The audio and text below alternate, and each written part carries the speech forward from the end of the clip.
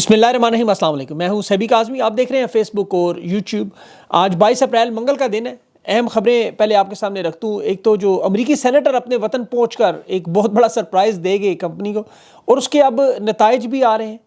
امریکہ میں پاکستانی اوورسیز پاکستانی کیا سوچ رہے ہیں، دو طرح کی مختلف آراء سامنے آ رہی ہے۔ اس کا میں تفصیل سے پورا پوسٹ مارٹم کرتا ہوں، یہ تبدیلی کا مرحلہ شروع کیسے ہوا اور یہ بجھتے ہوئے چراغ کی لو کیوں پھڑا رہی ہے، اس پہ بہت ساری تفصیلات ہیں۔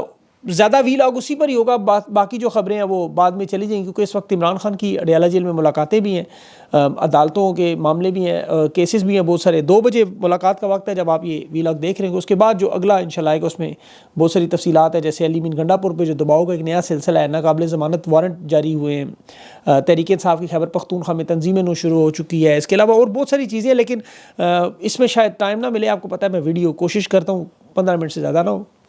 جو تازہ ترین ڈیولپمنٹس ہے اس پہ میں بات کرنا چاہوں، کیونکہ یہ امریکی کانگریس مین جو بہت بڑا ایشو تھا، آپ کو پتہ ہے انہیں پاکستان بلایا گیا، بریفنگ دی گئی تھی۔ یہ پروگرام کمپنی کا واقعی بڑھ گیا ہے، اور کمپنی کی حالت اس وقت اگر آپ دیکھیں نا کہ آندھی طوفان میں اگر آپ پتنگ اڑانے کی کوشش کریں تو اس پتنگ کا جو حال ہوتا ہے وہ اس وقت ان کا حال ہے۔ جیک برگمین کی یہ ٹویٹ حکومت اور اسٹیبلشمنٹ میں صف ماتم بچھا گئی ہے۔ لگاتار فون پہ فون کیے جا رہے ہیں امریکن ایمبیسی کو، امریکہ میں موجود پاکستانی ہائی کمیشن کو، کہ تعلقات استعمال کیے جا رہے ہیں کہ جی ہمیں تو لگ رہا تھا سب اچھا ہے کی رپورٹ ہے، یہاں تو پورا معاملہ ہی الٹ گیا۔ جیک برگمین نے تو صاف صاف عمران خان کی رہائی کا مطالبہ کیا ہے۔ اب یہ کانگریس مین جو پاکستان آئے، اہم ملاقاتیں تھیں، آپ کو پتہ ہے آرمی چیف سمیت 2 گھنٹے کی بریفنگز تھیں، یہ اس کا نتیجہ ہے۔ یہ لوگ انتظار کر رہے تھے کہ ان کا بیان امریکہ پہنچنے کے بعد کیا آئے گا۔ پاکستان میں جو بیانات دیے گئے وہ معدنیات کے بارے میں تھے، دونوں ممالک کے تعلقات کے بارے میں تھے۔ اس میں اسٹیبلشمنٹ اور نون لیگ کے پھر صحافیوں کا ایک تاثر بنا، اور انہوں نے پورا ایک بیانیہ بنایا کہ جی ساڑی تو گل ہوگی، اوورسیز پاکستانی تو ناکام ہو گئے۔ اب اوورسیز پاکستانیوں کا ایک گروپ اس وقت بھی جیک برگمین سے شکوہ کر رہا ہے کہ آپ پاکستان گئے، آپ نے انسانی حقوق پر، عمران خان کی رہائی پر بات کیوں نہیں کی، اب آپ واپس آ کے ٹویٹس کر رہے ہیں۔ اب اس میں دیکھیں 2 چیزیں تو آپ یاد رہے، ایک تو جیک برگمین ہو یا کوئی بھی امریکی سیاستدان ہو، وہ کسی کا قرض دار تو نہیں ہے۔ آپ کو پتہ ہے ان حالات میں تو جو دنیا میں اس وقت خان کی رہائی پر تو چھوڑیں، جو مظالم ہے اس پر کوئی بات نہیں کر رہا، انسانی حقوق پر کوئی بات نہیں کرتا، تو جو بول رہے ہیں ان کا شکریہ ادا کریں اور مل جل کر یہ سفارتکاری کریں، کریڈٹ کے چکر سے نکل کے میرے خیال میں اس معاملے کو دیکھنا ہوگا۔ بہرحال ان چیزوں کو میں انہیں تک ہی چھوڑتا ہوں، انہیں چاہیے اپنے اپنے حصے کا کام کریں، جس کو بھی اللہ نے جو حیثیت دی ہوئی ہے۔ اگر آپ پاکستان کے لیے پاکستانی کو کچھ کرنا چاہتے ہیں ضرور کریں۔ ابھی تو دیکھیں مئی کے پہلے ہفتے میں 2 اور ملاقاتیں آنی، اور یہ 2 ملاقاتیں جو ہوں گی یہ ڈونلڈ ٹرمپ کے بڑے قریبی لوگوں سے ہیں۔ یہ میں آپ کو ابھی بتا دیتا ہوں خبر، کیوں کچھ لوگ کہتے ہیں آپٹکس بنائے جاتے ہیں بیانیہ، اس لیے میں نام نہیں لے رہا۔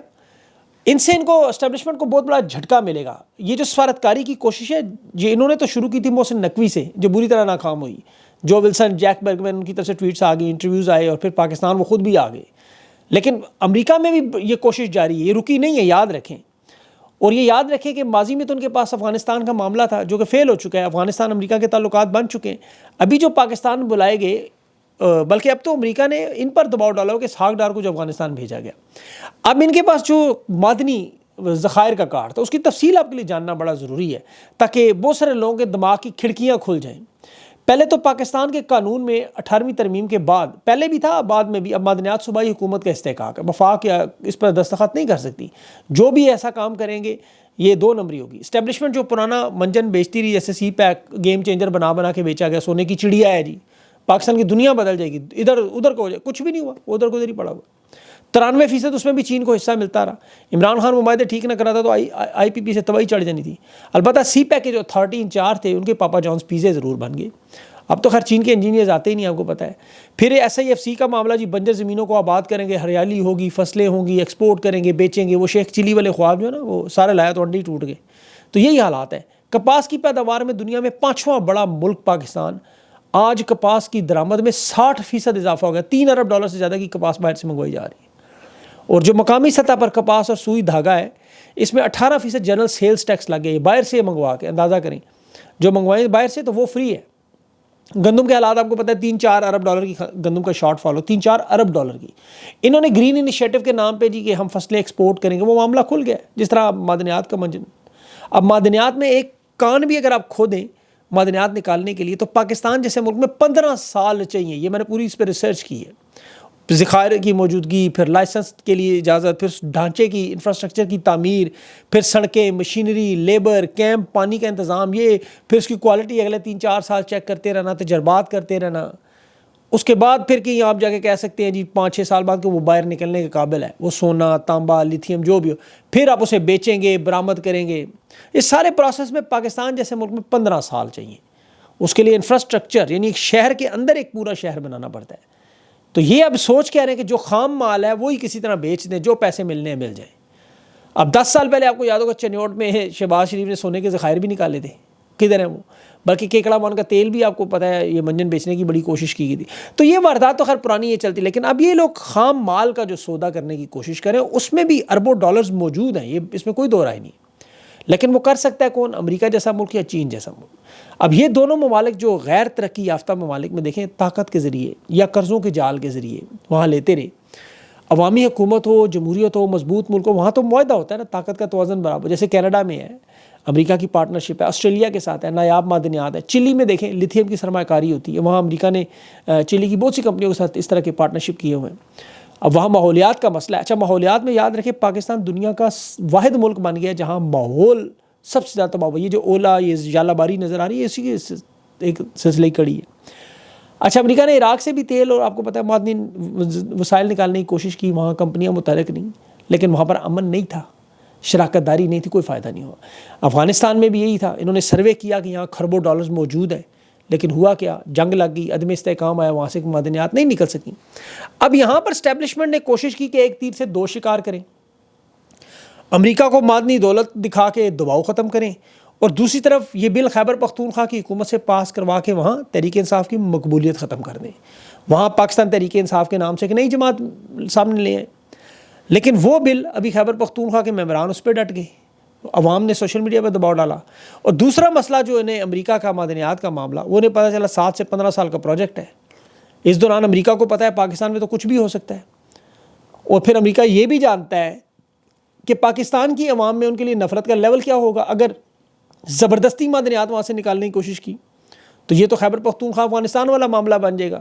یا جو چین کے ساتھ ہو رہا ہے، چین کے دیکھیں 67 ارب ڈالر لگے، حالت کیا ہے کہ وہ اپنے انجینئر نہیں بھیج سکتے. تو امریکہ کا تو آپ کو پتہ ہے افغانستان میں ان کا آلریڈی ایک بہت بڑا تجربہ ہو چکا ہے، وہ اس سے سیکھ چکے ہیں، 20 سال لگے انہیں سیکھنے میں کہ بغیر عوامی حمایت کے کوئی پروجیکٹ کامیاب نہیں ہو سکتا.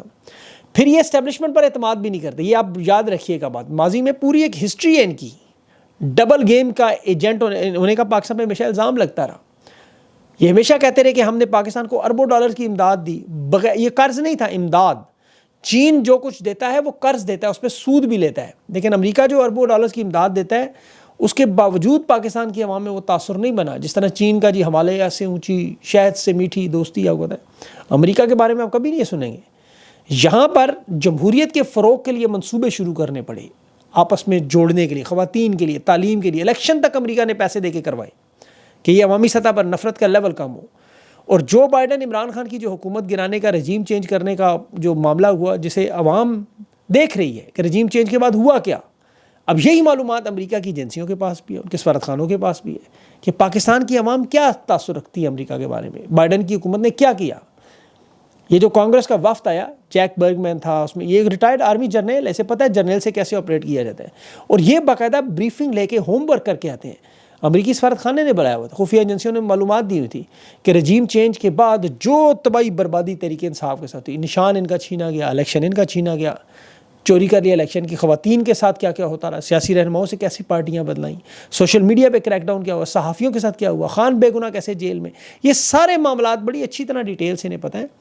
پاکستانی امریکن بھی جو وہ پچھلے 2 سال سے اسی چیز پہ بریفنگ کرتے رہے، انسانی حقوق پہ. اب انہیں اس چیز کا اندازہ ہے کہ معدنیات کے منجن میں ہم اس وقت تک کامیاب نہیں ہو سکتے، خام مال بھی، جب تک عوامی حکومت نہیں ہوگی. یہ رسک فری انویسٹمنٹ ہو ہی نہیں سکتی. اس لیے وہ چاہتے ہیں اسٹیبلشمنٹ کو بھی ساتھ رکھیں اور ساتھ عوامی رہنما بھی سامنے لائیں تاکہ وہ خام مال ملے. ماضی میں جنگوں سے کوئی فائدہ نہیں ہو. اور دیکھیں ڈونلڈ ٹرمپ تو جنگوں کا ویسے بھی شوقین نہیں ہے، چین کے ساتھ بھی وہ تجارتی جنگ لڑنے کی کوشش کر رہے ہیں. اب اس جنگ میں پاکستانی معدنیات انہیں فائدہ دے سکتی ہیں. یاد رکھیں یہ صرف معدنیات کی حد تک معاملہ نہیں ہے پاکستان میں، یہ تجارتی روٹ بھی ہیں. خیبر پختونخوا گیٹ وے ہے. آپ چین کی جو افغانستان کے ساتھ تعلقات کیوں بن رہے ہیں، وسطی ایشیا ریاستوں تک رسائی، دنیا تک. اب یہاں عمران خان کی رہائی جو ہے وہ جمہوریت، قانون کی بالادستی، یہ امریکہ کے مفاد میں بھی ہے. یہ امریکہ کا نقصان نہیں ہے. خربوں ڈالرز کی معدنیات کا معاملہ بالکل درست ہے. اور عمران خان تو دیکھیں یہ عمران خان کی حکومت گرانے کے لیے انہوں نے 3 ارب ڈالر میں یہی الزام لگا تھا نا کہ 3 ارب ڈالر میں خان کی حکومت گری ہے. تو یہاں تو خربوں کا معاملہ ہے, خربوں ڈالرز کا معاملہ ہے. اور اسٹیبلشمنٹ نے تو اپنی تمام کوششیں کر لی ہیں. انہیں لگتا تھا اوورسیز پاکستانیوں کا زور ٹوٹ چکا ہے, لیکن ایک تو ان کا 2-2.5 سال میں جو وہاں تعلق بنا ہے, ابھی آپ کو مئی کے مہینے میں اس کے اثرات نظر آئیں گے. میری بات اب یاد رکھیے کہ لکھ کے رکھ لیں, یہ اسٹیبلشمنٹ کو کام ٹھیک کرنا پڑے گا, ان کے پاس اور کوئی حل نہیں ہے. ایک تو IMF کی تلوار تو لٹکتی رہی, پھر جو ولسن کا جو بل ہے وہ بھی لندن پہنچ گیا, اس کی تفصیل میں آپ کو بتاؤں گا. 25 ستمبر اس 180 دن کا وقت پورا ہو رہا ہے, ان کے پاس یہی وقت ہے. اور امریکہ میں جس وقت سب سے بڑا اہم معاملہ, اور اسے آپ دیکھیں بڑے غور سے ذرا سمجھنے کی کوشش کریں. ابھی آپ نے حالیہ دنوں میں آرمی چیف کی ایک تقریر سنی, 2 قومی نظریہ, ہندوؤں کے بارے میں انہوں نے ذکر کیا. انہیں جس نے تقریر لکھ کے دی, ایک تو اس نے ان کے ساتھ بڑی دشمنی کی ہے. اوورسیز پاکستانیوں کے سامنے ہندوؤں کے بارے میں تقریر کی منطق سمجھ نہیں آتی. اس کا نقصان دیکھیں امریکہ میں کیا ہوا, ایک پوری فضا بنی ان کے خلاف. امریکہ کا جو نائب صدر JD وینس ابھی ہندوستان کے دورے پر ہے, اور اس کی بیوی جو اس کے صدر بننے کے بعد آپ کو پتہ خاتون اول ہے, بائیڈن بھی ایسے ہی بنا تھا, وہ بھارت آندھرا پردیش سے ہے. 1980 کی دہائی میں امریکہ منتقل ہوئی. اس کا مذہب ہندو ہے. امریکی کانگریس میں رو کھنہ, راجا کرشن مورتی, شری تانیدار, یہ مطلب سبرامنیم, یہ 4 اراکین تو یہ سامنے ہیں, باقی پتہ نہیں کتنے. اور 130 سے زیادہ اس وقت امریکی اعلیٰ عہدوں پر, ہوم لینڈ سیکیورٹی, FBI سمیت تمام بڑی بڑی ملٹی نیشنلز میں جو لوگ ہیں وہ ہندو ہیں. تو یہ چیف صاحب کی جو تقریر تھی, اسے ہندوستان میں, امریکہ میں, مغربی ممالک میں سخت ناپسند کیا گیا. ایسے تو سیاستدان بھی نہیں بات کرتے, پھر اپنے ملک میں بھی ہندو مائنارٹیز ہیں. یہ بہت بڑا بلنڈر ہوا. یہ عمران خان کے بارے میں اسلام پسند ہونے کا پروپیگنڈا کرتے تھے, آپ کو یاد ہوگا. اب وہ سب بیک فائر کر گئے. یہ ایک معاملہ. اب دیکھیں ٹیرف کے معاملے پہ جو پاکستان پہ ہے, معاشی تھنک ٹینک اکنامی کی رپورٹ پڑھیں بزنس ڈیولپمنٹ کی. پاکستان نے امریکہ کو پسندیدہ ملک قرار دیا ہوا ہے, لیکن انہوں نے 5.7 ارب, یہ ٹوٹل یہ کہتے ہیں نا چونگا, پنجابی میں چونگے کی تجارت, اس پہ 10.7% ٹیرف لگایا ہوا ہے. پاکستان نے جو ہلکا پھلکا 10.3 لگایا, تو یہ وہ ہاتھی کا مقابلہ مچھر والا. ان کی خربوں ڈالر کی اکانومی, یہاں 350 ارب ڈالر کی اکانومی, وہ بھیک میں ہی اتنا آٹا دے دیتے ہیں, وہ والا معاملہ ہے. اب یہاں پہ امریکہ نے دیکھیں ان کے ساتھ کوئی ایسا معاملہ نہیں ہوا, ورنہ یہ ٹیرف سب سے پہلے ختم ہوتا. تو حالات یہ جو میں نے سارے آپ کے سامنے ان کے کنٹرول سے نکل چکے ہیں. یہ آخری راؤنڈ جس کی ہم بات کریے, آخری راؤنڈ ہے. اسی لیے پھر چراغ کی لو جو پھڑکتی ہے بھڑکتی ہے, سختی ہیں, یہ سوشل میڈیا پہ کریک ڈاؤن, اکاؤنٹس بند کرنا, لوگوں کو اٹھانا, آوازیں بند کرنا. ابھی دیکھیں عمر ایوب کی نشست چھیننا, یہ بالکل وہی معاملہ جیسے علی مین گنڈا پور کے وارنٹ نکالے گئے, پہلے بھی نکالے تھے. نائلی کی تلوار الیکشن کمیشن لٹکائی کہ مفاہمت کی طرف آئیں, بل پاس کریں اور سارے معاملات ٹھیک کریں. عمر ایوب کے ساتھ بھی یہی معاملہ ہے, کیونکہ وہ علیمہ خان کے ساتھ کھڑا ہے. اب وہ اپنی نشست بچانے کے لیے دیکھیں اپنے نظریے سے ذرا سے بھی پیچھے ہٹا تو اس کی سیاست بھی فارغ. تو اس لیے تحریک انصاف کی دیکھیں صفوں میں جو یہ پریشر جو آیا ہے انٹرنیشنل, اس سے بہت بڑا تحریک انصاف کو فائدہ ہوا ہے اس ٹویٹ, اس بیان کے بعد. اور جو آگے آنے والے بیانات ہوں گے ان سے ان کو بہت بڑے آپٹکس ہیں, سیاسی بیانیاں ان کے پاس. اور عوام تو دیکھیں فسطائیت کی عادی ہے, یہ بھی عادی ہے, کس طرح ڈیل کرنا ہے. اب اس سارے مرحلے میں بیک ڈور ڈپلومیسی بہت سارے لوگ کر رہے ہیں. شہباز گل کو فیس بنایا گیا ہے, ان کے ساتھ عارف الوی کی بھی میٹنگز ہوئی ہیں. اس کے علاوہ ڈاکٹر عظما ہیں, اسد ملک ہیں, ڈاکٹر جلیل ہیں, ڈاکٹر مصدق ہیں, یہ کافی سارے لوگ ہیں. شہباز گل ان کو شکریہ ادا کیا, یہ انسنگ ہیروز ہیں ان کے مطابق. تو یہ اس وقت جو چراغ کی پھڑپھڑاہٹ اور جو حالات آپ کو دیوار پہ لکھے ہوئے نظر آتے ہیں, جو یہ نہیں پڑھنا چاہتے نہ پڑھیں, لیکن میں آپ کو یہ ساری تفصیل دے. OPD میں پاکستان, ابھی دیکھ پنجاب میں ڈاکٹر ہڑتال پہ جا رہے ہیں, کسان بری طرح رول چکا ہے. 600 ارب کا تو صرف پنجاب میں نقصان ہے, کسان فصل ہی نہیں اگائے گا اگلی. تاجروں کے حالات آپ کے سامنے ہیں.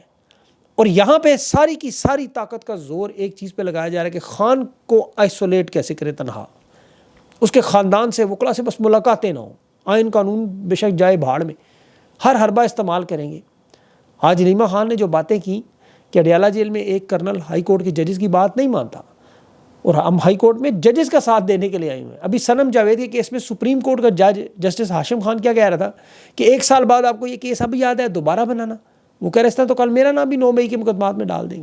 تو یہ جو فیک کیسز اور بوگس بنائے جائے, عالیہ حمزہ پہ دیکھیں جو ظلم ہو رہا ہے, تو ان کا فوکس سارا ادھر ہے. اسی لیے دیکھیں پاکستان کے مسائل میں اس وقت جن لوگوں کو لگتا ہے کہ بیرونی دباؤ سے حل ہوں گے, وہ کسی حد تک درست کہہ رہے ہیں کہ اندرونی سطح پہ بظاہر ایسے ہی لگتا ہے انہوں نے سب کچھ پیک کیا ہوا ہے, ہلنے نہیں دے رہے تحریک انصاف جماعت کو اور لوگوں کے ساتھ. تو یہ اس لیے یہ بڑا ضروری ہے کہ یہ ساری معلومات آپ کے سامنے ہونی چاہیے. ویڈیو میری 15 منٹ سے لمبی آپ کو پتہ مشکل ہو جاتی ہے آپ کے لیے بھی اور میرے لیے بھی، اس لیے جو باقی بہت ساری خبریں ہیں آج بڑی لمبی گفتگو کرنی، یا تو لائیو ہوتا تو پھر میں لگا رہتا، لیکن اس ویڈیو میں 15 منٹ کا ہی حوصلہ ہوتا ہے. اس کے بعد انشاءاللہ جو نیکسٹ ویلاگ اس میں ساری تفصیل آپ کے سامنے رکھوں گا. بہت ساری معاملات ہیں، خان کی اس وقت تک ملاقات بھی ہو جائے گی، ہو جائے گی یا نہیں ہوگی، دونوں صورتوں میں وہ آپ کے سامنے معاملات ہوں گے. اپنا خیال رکھیں، مجھے اجازت دیں، اللہ حافظ.